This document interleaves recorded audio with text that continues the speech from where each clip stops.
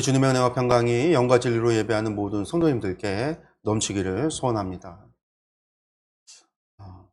지난주 아이들이 수련회를 다치지 않고 또 잘 다녀왔습니다. 성도님들이 기도해 주셔서 아이들의 말씀도 너무 재미있고 좋았다고 합니다. 저와 아내도 지난 3일 동안 저희 지방 연합 성경학교를 섬기고 왔습니다. 저는 이번에 아이들 이틀 동안 아이들 공동체 훈련, 레크레이션 이런 것들을 담당을 했어요. 그래서 아이들하고 같이 게임도 하고 레크레이션도 하고 공동체 훈련도 하곤 했는데, 예전에 제가 이제 전도사 시절에 많이 했던 것들이라 별 부담이 없이 그것을 하겠다고 하고 준비를 했습니다. 근데 앞에 나가서 이제 마이크를 가지고 이제 하다 보니까, 진행을 하니까 이게 잘 되지를 않아요. 나이 45이 넘어서 20대 때 하던 거를 생각을 하고서는 하려고 하니까 이게 몸도 마음도 따라주지를 않는 거죠. 그래도 아이들이 이제 재밌었다고 하고 선생님들도 좋았다고 했습니다. 저희 아이들도 그렇고 성경학교에 참여했던 어린아이들도 그렇고 수련회와 성경학교에 대한 그 좋은 기억이 그들에게 신앙의 양분으로 자양분이 되어서 아이들이 잘 성장하기를 그렇게 기도합니다. 저도 어려서 교회를 다녔기 때문에요, 매년 성경학교 그리고 커서는 수련회에 참석을 했습니다. 지금 생각해 보면요, 그때 사실 무슨 말씀 배웠는지 기억이 하나도 안 나요.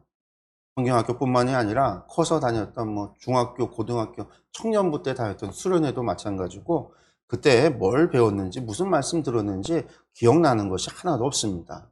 그저 뛰어놀았던 거, 성경학교 때는, 예전에 성경학교 때 전도하려고 북치면서 동네를 돌아다녔던 거, 소나기에 흠뻑 젖어서 활동했던 거, 이러한 기억은 있지만 말씀은 하나도 기억에 남지 않습니다. 그러나 그때 들었던 말씀들이 하나둘 모이고 쌓여서 저의 신앙의 양분이 되고 지금의 저를 있게 했는 줄로 믿습니다. 그렇습니다. 과거는요, 지금의 나를 있게 하는 양분입니다. 우리가 과거를 부정하고 싶어도 결국은 그 과거가 오늘의 나를 만드는 겁니다. 그래서 과거는 지나가 버린 것이 아니라 과거는 오늘의 기억 속에 현재가 되는 것이죠. 이러한 과거의 힘을 잘 아는 사람들은요, 과거의 경험을 통해서 오늘의 자신을 발전시킵니다. 과거의 경험을 통해서 오늘의 부족함을 채우고 잘못된 방향을 되돌리며 바르게 나아갈 수 있는 지혜를 얻습니다. 그런데 이러한 과거의 경험은 개인에게만 해당하는 것이 아닙니다. 이것은 하나의 공동체에게도, 민족에게도, 나아가 한 나라에게도 동일하게 작용을 합니다. 그래서 우리나라에서 흔히 하는 말로서 역사를 잊은 민족에게는 미래가 없다라는 말을 하기도 합니다. 뿐만 아니라 역사는 반복된다라고 하는 서양의 속담도 있습니다.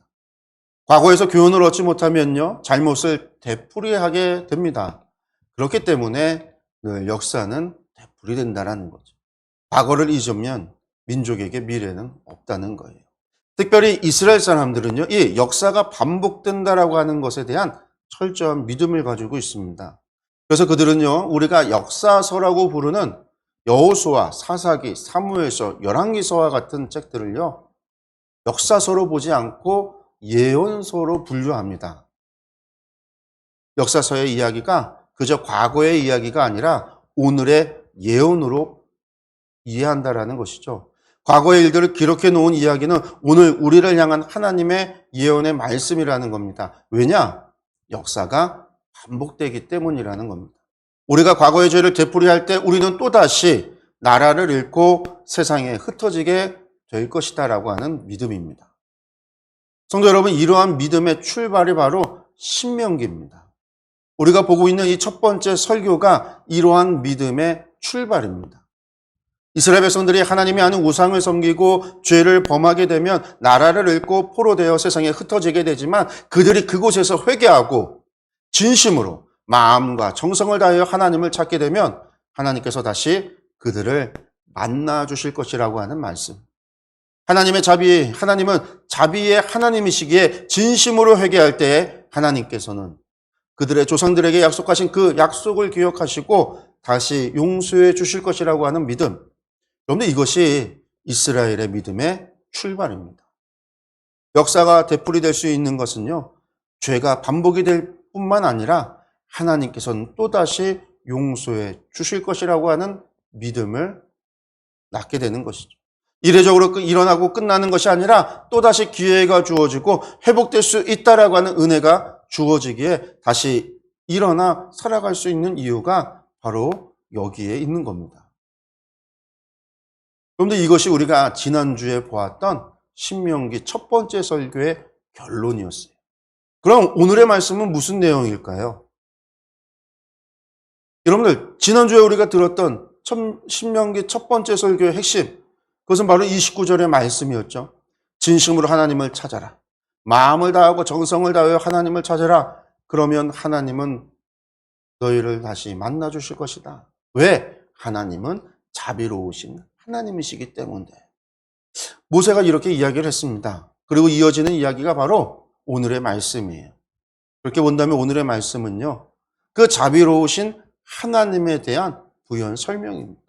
결론에 대한, 그 핵심에 대한 부연 설명이죠. 모세는 어떻게 이야기를 하냐면, 하나님은 이러저러한 분이시니 우리가 충분히 믿고 의지할 수 있는 분이시다. 이러한 이야기를 오늘 말씀을 통해서 하고 있습니다. 그러므로 오늘 우리는 다시금 이 모세의 말씀에 귀를 기울여야 합니다. 하나님께서 어떤 분이신지, 변함이 없으신 하나님께서 어떤 분이셨고 어떤 일을 해오셨는지, 우리는 이 과거의 이야기를 통해서 오늘의 교훈을 얻어야 합니다. 지금도 변함없이 세상 만물을 주관하시는 하나님을 깨달을 때 하나님을 향한 경외함과 섬김의 신앙을 가질 수 있습니다. 오늘의 말씀을 통해서 하나님을 향한 우리의 신앙이 더 확고해지기를 간절히 소망합니다. 지난주 우리가 읽었던 말씀, 하나님은 자비로우신 하나님이시다라고 했던 그 말씀에서 계속해서 이어지고 있습니다. 우리가 먼저 32절에서 34절의 말씀을 보겠습니다. 당신들이 태어나기 전에 하나님이 이 땅 위에 사람을 창조하신 날부터 이제까지 지나간 때를 깊이 생각하여 보십시오. 하늘의 이 끝에서 저 끝에 이르기까지 온 세계를 깊이 생각하여 보십시오. 그리고 이런 큰일을 본 적이 있는지 들은 적이 있는지 물어보십시오. 당신들처럼 불 가운데서 말씀하시는 하나님의 음성을 듣고도 살아남은 백성이 있습니까? 주 당신들의 하나님이 이집트에서 당신들이 보는 앞에서 하신 것처럼 온갖 시험과 표징과 기사와 전쟁과 강한 손과 표심팔과 큰 두려움으로 한 민족을 다른 민족의 억압에서 이끌어내시려고 애쓰신 그러한 신이 어디에 있습니까? 아멘. 모세는 하나님께서 우리가 마음과 성품을 다하여 찾으면 만나주시는 자비로우신 하나님이시다라고 했습니다. 그리고 이것을 증명하기 위해서요, 그들이 경험했던 그들의 과거를 떠올려 보라고 이야기하고 있습니다. 그들이 경험했던 일들을 기억해 보라라는 것이죠. 하늘 이 끝에서 저 끝까지 이러한 큰일을 행한 신이 있느냐, 이러한 큰일이 있을 수 있느냐 반문합니다. 그건 무슨 의미예요? 또 있다라는 얘기가 아니죠. 없다라는 말입니다. 여러분들, 세상에는요, 수많은 신화들이 있습니다. 이스라엘이 살았던 애굽에도 수많은 신화와 신들의 이야기가 있습니다. 그러나 그것은 그저 이야기 속에만 존재합니다. 누구도 그것을 보거나 경험한 이가 없습니다. 그렇게 신화라는 이야기는 존재하지만 누구도 본 사람이 없습니다. 누구도 경험해 본 이가 없습니다. 누구도 그것에 확신을 가질 수 없습니다. 여러분들, 그러나 이스라엘은 아닙니다. 그들은 하나님의 역사를 직접 경험했습니다. 그들은 하나님께서 애굽에 내리신 재앙을 경험했습니다. 그들을 이끄시고 홍해바다를 가르시고 건너게 하셨던 그 일들을 그들은 직접 체험했습니다. 뿐만 아니라 하나님께서 시내산에 임재하셔서 그들에게 직접 말씀하셨고 그들은 그 음성을 들었습니다. 그들은 애굽에서 하나님의 역사하심으로 구원함을 받았던 겁니다. 그렇습니다. 세상에 하나님과 같은 분이 또 있습니까? 자신의 백성을 구원하신 신이 있습니까? 세상 누구도 경험해보지 못한 일들을 이스라엘 백성들은 경험했습니다. 여러분들, 이것이 이스라엘의 자산입니다. 이것이 그들의 신앙의 양분입니다. 이스라엘은 바로 그 경험 위에 서 있습니다. 그래서 여러분들 이스라엘 공동체라고 하는 것은요, 출애굽을 경험한 그 경험을 공유하는 이들의 모임입니다. 그래서 이방인들도 이스라엘의 일원이 될 수 있었습니다. 같은 경험을 하고 같은 신앙을 가지고 같은 하나님을 섬기는 이들이 모여서 이스라엘이 된 겁니다. 물론 야곱의 후손들이 그 중심에 있었지만 수많은 이방인들도 함께 했습니다. 우리가 잘 아는 갈렙도 에돔 사람이지만 그러한 경험을 공유했기 때문에 그도 언약의 백성이 되었습니다. 나아가 유다지파의 지도자까지 될 수 있었던 겁니다. 여러분들 신앙 이스라엘은요, 처음부터 혈연으로 되어진 것이 아니에요. 출애굽의 신앙을 함께 했던 사람들, 그 체험을, 그 경험을 공유하고 그것을 신앙으로 가졌던 사람들이 시내의 산에서 하나님과 언약을 맺음으로 이스라엘, 하나님의 백성이 된 것입니다. 성도 여러분, 여러분은 어떠한 신앙의 경험을 가지고 계신가요? 하나님을 만나고 난 이후 하나님의 역사하심을 경험해 보셨습니까? 하나님은 지금도 살아서 역사하시는 하나님이십니다. 신화 속에서만 존재하시는 하나님이 아니십니다. 이야기 속에서만 존재하는 분도 아닙니다. 우리의 간구하는 소리에 귀를 기울이시고 응답하여 주시는 하나님이십니다. 우리의 필요를 채워주시는 분이시며 우리의 문제를 해결해 주시는 하나님이시기도 하십니다. 여러분들 모세가 묻습니다. 이러한 신이 있습니까? 그 하나님은 우리가 신앙이 좋을 때만 우리와 함께 하셨고 우리가 첫사랑의 그 뜨거운 열정이 있을 때만 우리의 기도에 응답하시는 분이 아니십니다. 지금도 그때와 동일합니다. 우리가 하나님의 마음과 정성을 다하여 찾을 때에 변함없이 우리에게 다가오시는 하나님이십니다. 우리의 간구하는 소리에 귀를 기울여 주시는 하나님이십니다. 그렇게 오늘도 우리의 기도에 응답하여 주시고 지금 우리를 지켜 보호하여 주시며 우리의 삶을 인도하여 주시는 겁니다. 성도 여러분, 이 사실을 믿으시기 바랍니다. 이 진리를 믿을 때에 우리는 하나님 앞에 진실로 기도하며 나아갈 수 있습니다. 그렇게 믿을 때에 우리는 하나님의 역사를 깨달아 알 수 있습니다. 우리의 필요를 채워주시는 하나님, 우리의 어려움을 이겨낼 수 있는 힘을 주시고 능력을 주시는 하나님, 우리의 문제를 해결해 주시는 하나님. 하나님은 지금도 살아서 역사하십니다. 모세가 계속해서 이야기합니다. 35절과 36절의 말씀입니다. 그러나 당신들에게 이것을 나타내셨으니 그것은 주님이 곧 하나님이시고 그분밖에는 다른 신이 없음을 알게 하시려는 것입니다. 주님께서는 당신들을 단련하시려고 당신들에게 하늘로부터 그의 음성을 들려주시고 땅 위에서는 그의 큰 불을 보여주셨습니다. 그래서 당신들은 불 가운데서 그의 말씀을 들었던 것입니다. 아멘. 여러분들, 하나님께서 출애굽에서 이사와 기적을 행하신 이유가 무엇입니까? 여러분들, 마루의 마음이 강팍하기 때문에 10가지 재앙이 필요한 것일까요? 여러분, 그렇지 않습니다. 하나님께서 10가지 재앙을 내리신 것은요, 이스라엘 백성들뿐만 아니라 바로와 그의 신하와 그의 백성인 애굽의 이집트의 그 백성들까지도 여호와가 하나님이신 줄을 알게 하기 위함이었습니다.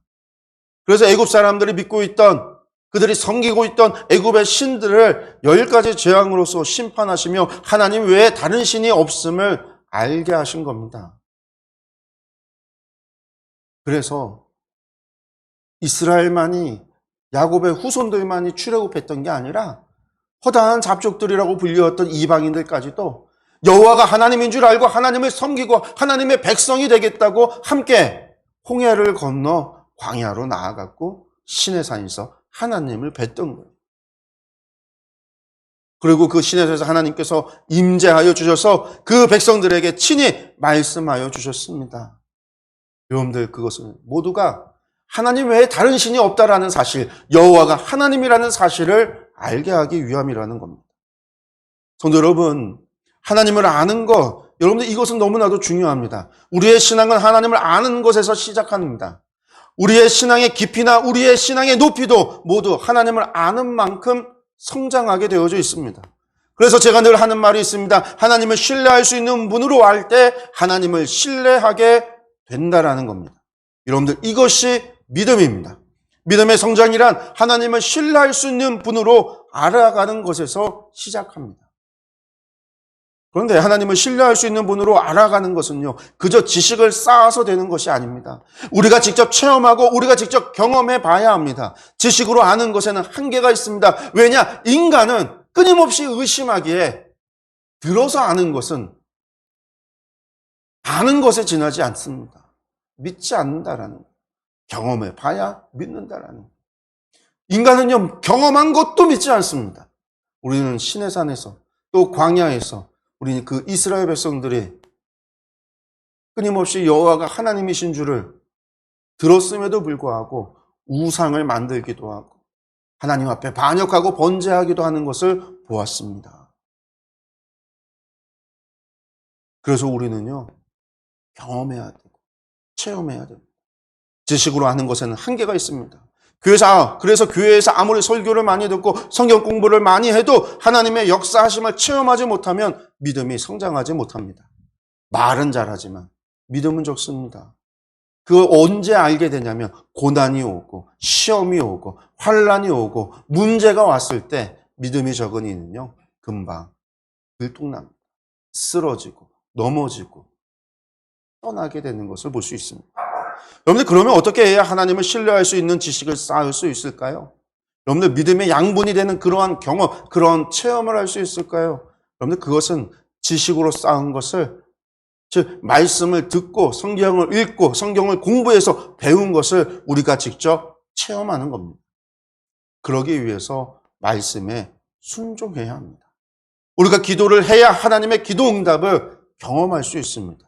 우리가 말씀에 순종을 해봐야 하나님께서 말씀하시는 그 약속을 우리가 경험할 수 있습니다.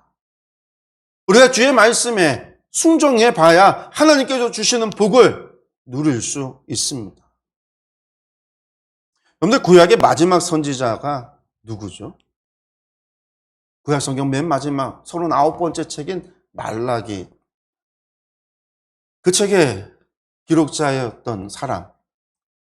우리는 이제 이름을 정확하게 몰라요. 말라기인가 이름인지 아니면 그냥 지칭하는 말인지. 어쨌든 우리가 보통 말라기 선지자라고 이야기를 해요. 그 말라기 말씀을 보면은요, 11조에 관한 이야기가 나옵니다. 말라기 3장 10절의 말씀인데요. 우리가 한번 말라기 3장 10절의 말씀을 볼까요? 너희는 온전한 11조를 창고에 들여놓아 내 집에 먹을거리가 넉넉하게 하여라. 이렇게 바치는 일로 나를 시험하여 내가 하늘문을 열고서 너희가 쌓을 곳이 없도록 복을 붓지 않나 보아라. 나 만군의 주의 말이다. 아멘. 많은 목회자분들이요, 이 말씀을 가지고 11조에 관해서 설교를 합니다. 11조를 하면 복을 받는다라는 말씀을 전해요. 그리고 실제로 어려운 가운데서도 11조를 열심히 했더니 복을 받았다라고 하는 간증들을 합니다. 그런데 사실 이 말씀이요, 단순히 11조를 내면 복을 준다라는 이야기가 아니에요. 근데 복 받는 비결이 11조만 내면 복을 받는 걸까요? 하나님 앞에 우리가 예물을 바치면 복을 주시지 않을까요? 우리가 하나님 앞에 열심히 봉사하면 하나님께서는 복을 주지 않을까요? 우리가 하나님 말씀에 순종하고 나아가면 하나님께서 우리에게 복을 주시지 않겠습니까? 근데 11조 얘기가 이 말씀 가지고 꼭 그렇게 얘기를 해요. 근데 이게 그런 단순한 11조의 이야기가 아니에요. 중요한 이야기는요, 이 말씀에 나를 시험하라 라는 말씀이에요. 도대체 하나님께서는 왜 당신을 시험해 보라고 이야기를 했었을까? 그런데 이러한 말씀을 하신 이유가 무엇일까요? 그것은요, 사람들이 하지 않아서라는 말이에요. 그래서 말라기 앞에 말씀을 보면은요, 이스라엘 백성들이 하나님의 것을 도적질한다. 하나님께서 이렇게 말씀을 하셔요. 그러면서 그 도적질하는 것이 무엇이냐? 우리가 언제 하나님의 것을 도적질했습니까? 백성들이 따진다라는 거예요. 그때 하나님이 하신 말씀이 11조와 헌물이다. 이렇게 이야기합니다. 꼭 이렇게만 봐도요, 아, 예물을 바치라는 얘기구나. 우리가 그러면 복을 준다는 얘기구나.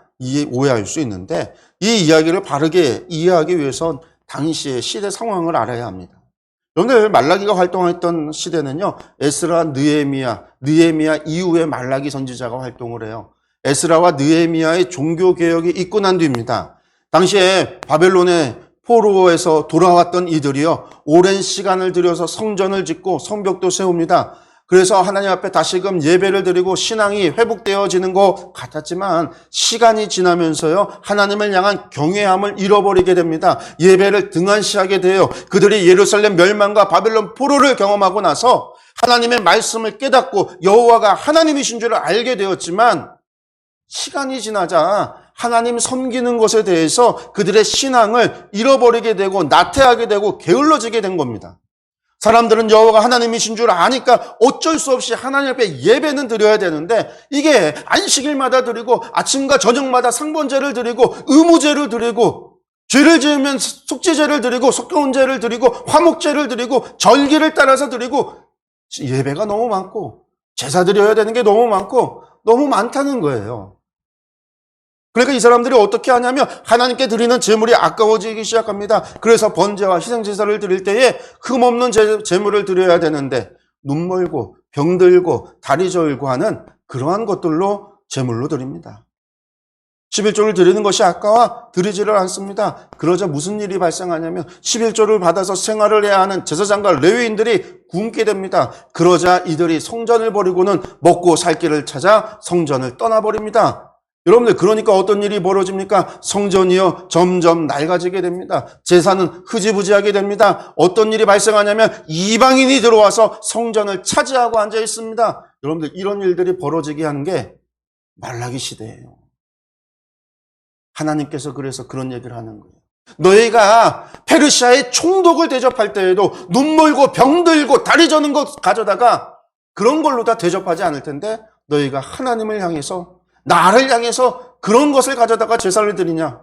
하나님을 경외함이 너희가 어디 있느냐?